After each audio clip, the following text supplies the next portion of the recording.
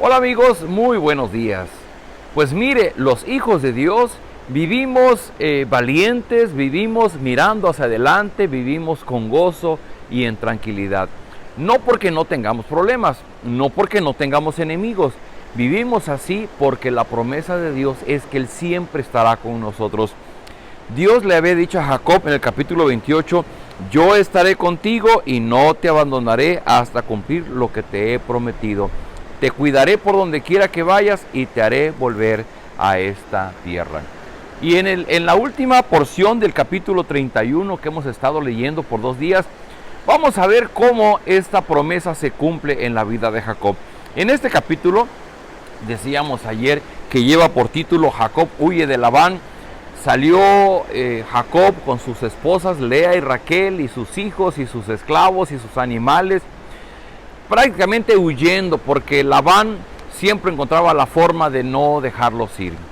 Y una vez que están fuera, Labán toma a una cantidad de personas y los va persiguiendo como si fueran delincuentes.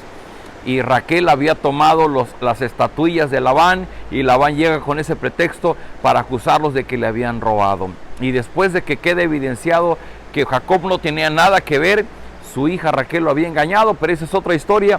Y el día de ayer vimos cómo Jacob finalmente reconoce que bajo la ayuda de Dios él está libre de cualquier acusación que le hace su tío Labán. Y el día de ayer, después de que Jacob dijo, qué bueno que el Dios de mi abuelo Abraham me brindó su ayuda, que el Dios de mi padre Isaac siempre fue bueno conmigo, me vio cansado y afligido y anoche te reprendió, si Dios no lo hubiera hecho, tú me habrías despedido sin nada. Jacob sabe que su suegro es una persona terrible, es una persona caracterizado por la avaricia, y era capaz de ir inclusive en contra de sus hijas con tal de retener a Jacob, porque Jacob le estaba ayudando a que él fuera cada vez más rico. Y hoy leemos a partir del versículo 43 y dice, Labán le respondió, estas mujeres son mis hijas, estos niños son mis nietos y estas ovejas son de mis rebaños. No hay aquí nada que no sea mío, pero tampoco puedo hacerles daño, mejor hagamos un trato que nos comprometa a los dos.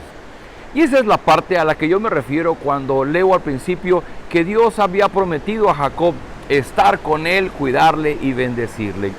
Y es que aquí pareciera que Labán se topó con la pared, se quedó sin palabras cuando vio la actitud tan valiente, cuando vio la actitud de Jacob simplemente refugiándose en el Dios de sus padres. Y Labán, que iba muy decidido inclusive tal vez a quitarle a sus hijas y a los nietos, simplemente cuando ve la actitud tan valiente, tan bien plantada de Jacob, él se queda sin palabras. Y lo único que alcanza a decir es algo que era cierto, pero que no tenía ningún sentido, y empieza a decir, estas mujeres son mis hijas, y estos niños son mis nietos, y estas ovejas son de mis rebaños.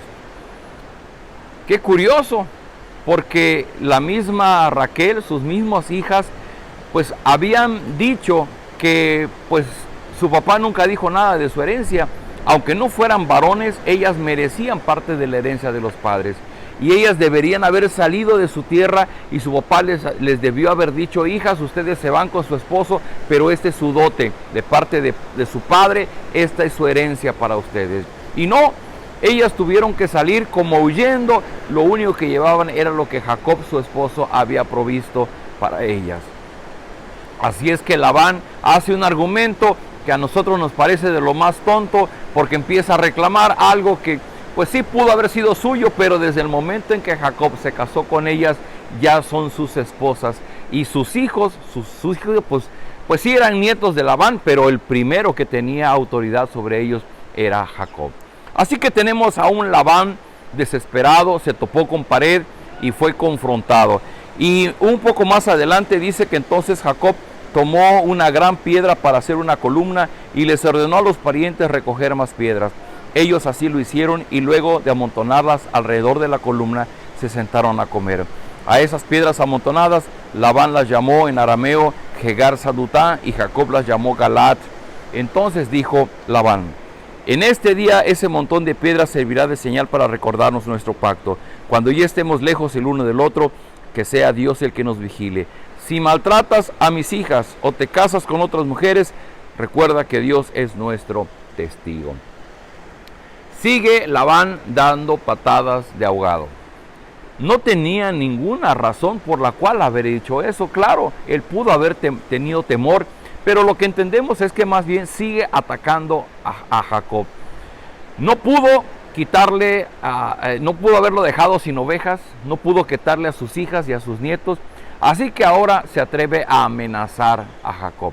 Jacob, en buena medida, cuando Labán le dice, hagamos un trato que nos comprometa a los dos a estar en paz, pues dice que Jacob tomó una gran piedra y se dispuso a construir lo que se llama un majano, que era un grupito de piedras sobre el cual ellos podían hacer un juramento y podían quedar en paz, de tal forma que los dos se respetarían.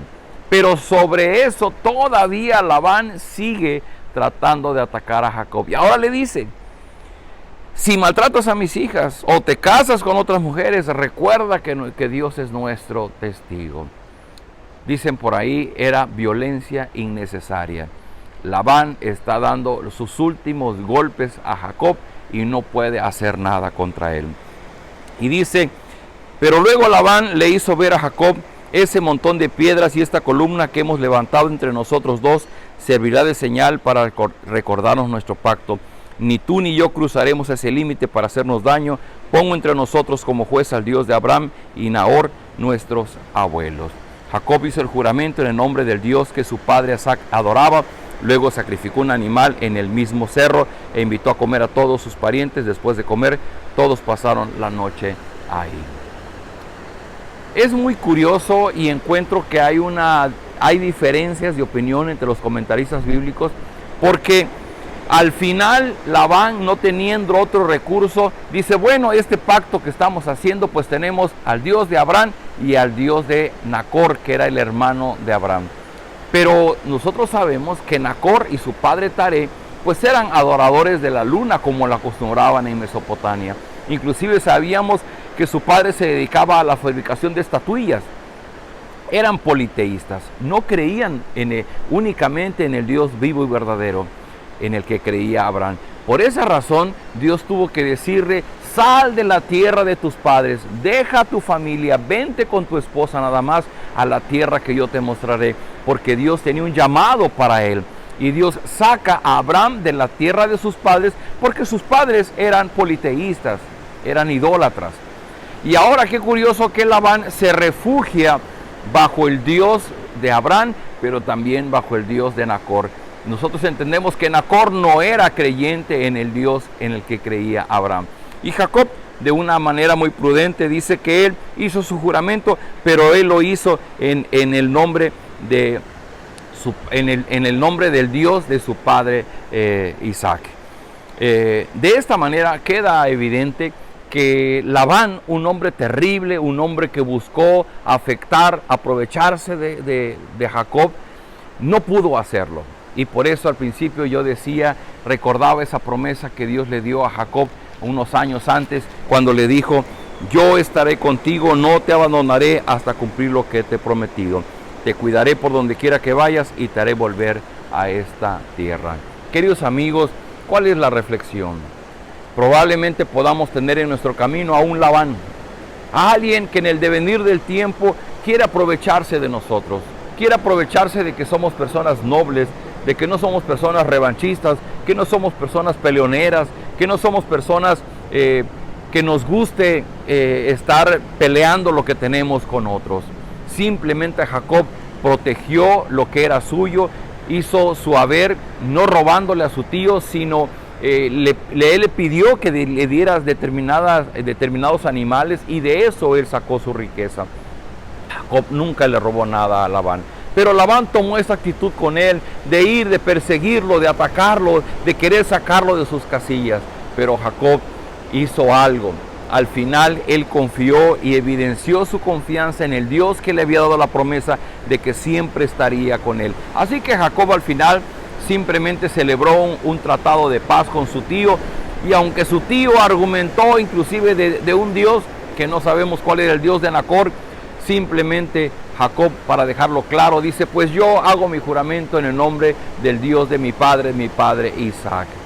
Y recuerde que cuando hablamos en la Biblia del Dios de Abraham, del Dios de Isaac y ahora del Dios de Jacob, estamos hablando del Dios de la Biblia, del Dios que muchos años después se hizo carne en la persona del Señor Jesucristo.